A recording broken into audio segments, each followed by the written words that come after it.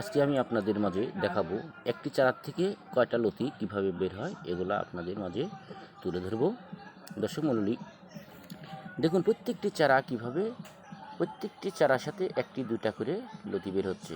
এটা হলো অরিজিনাল লতিরাজ কচু চারার চেনার উপায়। সেটাই আমি আপনাদের মাঝে তুলে ধরার চেষ্টা করছি। আমাদের এই চারাটা অনেক দূরে যাবে, সিলেটে যাবে, সেই জন্য উঠায় এভাবে রাখা হয়েছে এবং কেটে সাইজ করে সেভাবে দেব। তারপরেও আপনারা জমির ভিতরেও দেখাচ্ছি যে কীভাবে একটি গাছে থেকে অনেকগুলো লতি বের হয়।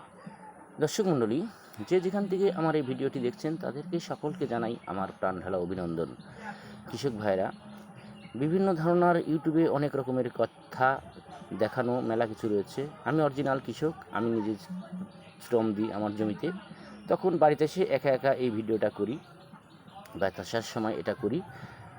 হয়তো অনেকের কাছে অনেক কথা তুলে ধরতে পারি না, কারণ একা একা সব কিছু করা সম্ভব হয় না। তাই আমি যতটুকু পারি, আমি একজন কৃষক হিসাবে সেই জন্য আপনাদের কাছে ক্ষমা চেয়ে নিই এবং আপনারা সেটা ক্ষমা দৃষ্টিতে দেখবেন।